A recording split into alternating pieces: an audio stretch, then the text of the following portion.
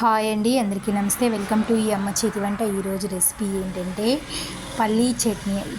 ఎప్పుడు డైలీ ఒకే రకం చట్నీతో తింటూ ఉంటే బోరు కొట్టుంటే ఈ టిప్స్తో ఫాలో చేసి మనం చట్నీ చేసినామంటే ఇది వేడివేడి అన్నంలో కానీ ఇడ్లీ, దోశ, బోండా, వడ, ఉప్మా ఇట్లాంటివి ఏ బ్రేక్ఫాస్ట్లోకైనా సరిగ్గా షూట్ అయిపోయి పల్లీ చట్నీ అండి. ఈ టిప్స్ ఫాలో చేస్తే మనకు చట్నీ అనేది నీళ్ళుగా లేకుండా గట్టిగా అయితే వస్తుంది. ఇంకెందుకు ఆలస్యం అండి, మనం చట్నీ రెసిపీలోకి అయితే వెళ్ళిపోతాము. ఇప్పుడు నేనైతే ఇక్కడ ఒక కప్పు పల్లీలు అయితే తీసుకున్నాను. వీటిని 70% అయితే బాగా వేయించుకోవాలి, చిటపటలాడేదాకా. తర్వాత నేను ఒక కప్పు వేయించిన శనగపప్పు అయితే పల్లీలు వేగిపోయిన తర్వాత మనం పల్లీలని ఎప్పుడు మీడియం సైజులోనే పెట్టి వేయించాలి. హై ఫ్లేమ్లో పెడితే ఎక్కువ సెగకి పల్లీలు అనేవి మాడిపోతూ ఉంటాయి, లోపలైతే పచ్చిగానే ఉంటాయి. అలా కాకుండా మీడియం సైజులో పెట్టి వేస్తే మెల్లగా అయినా కూడా చిటపట్లాడుతూ పల్లీలు అయితే బాగా ఫ్రై అవుతాయి. అప్పుడే మనకు పైన పొట్టు తీస్తే కూడా పొట్టు అనేది వచ్చేస్తుంది. ఇప్పుడైతే ఇక్కడ పల్లీలు అయితే వేగిపోయిన తర్వాత మనం వేయించిన శనగపప్పు అయితే ఇందులో ఒక కప్పు అయితే వేసుకున్నాము. ఇది కనీసం 10 మంది అయితే ఈ చట్నీని తినచ్చు.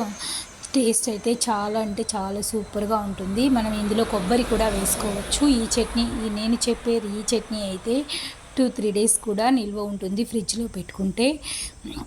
ఇప్పుడు నేను ఇందులో కొబ్బరి వేయలేదు, మీకు ఆప్షనల్ ఉంటే కొబ్బరి కూడా వేసుకోవచ్చు. కొబ్బరి వేసుకుంటే 2 డేస్ అయితే ఉండదు చట్నీ.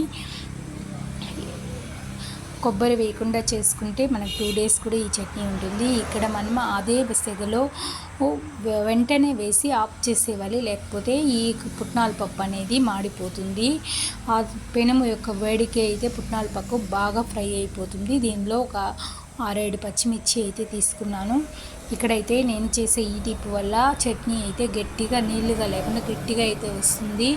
ఇక్కడ నేను 1 గ్లాస్ నీళ్ళు పోసి పల్లీల పప్పుని ఒక 15 నిమిషాలు అయితే నానబెట్టి ఉంచుకున్నాను. ఇక్కడ తిరగబాతకైతే 1 స్పూన్ ఆయిల్ వేసుకొని 1/2 టీ స్పూన్ జీలకర్ర, ఆవాలు, 1/4 టీ స్పూన్ పసుపు అయితే వేసుకొని తిరగబాత అయితే పెట్టుకున్నాను. ఇక్కడ పల్లీలు 15 నిమిషాలు అయితే నానిపోయినాయి. అందులోనే 2 చిన్న ఆనియన్లు, 1 వెల్లుల్లి గడ్డ అయితే వేసుకున్నాను పొట్టు తీసి. ఇప్పుడు వేసుకొని తగినంత సాల్ట్ అయితే ఇందులోనే వేసుకొని మనం మిక్సీకి అయితే గ్రైండ్ చేసుకున్నాం. పల్లీలు నానడం వల్ల చట్నీ అనేది గట్టిగా వస్తుంది, మనం తినడానికి కూడా బాగుంటుంది. అదే పల్లీలు నానబెట్టకుండా మనం చట్నీ వేస్తే చట్నీ అనేది ఎక్కువ కలవదు, నీళ్ళు కొంచెం పోసినా ఎక్కువ నీళ్ళుగా అయిపోతుంది. అలా కాకుండా మనకు చట్నీ గట్టిగా రావాలి అంటే ఈ టిప్ని ఫాలో చేయండి.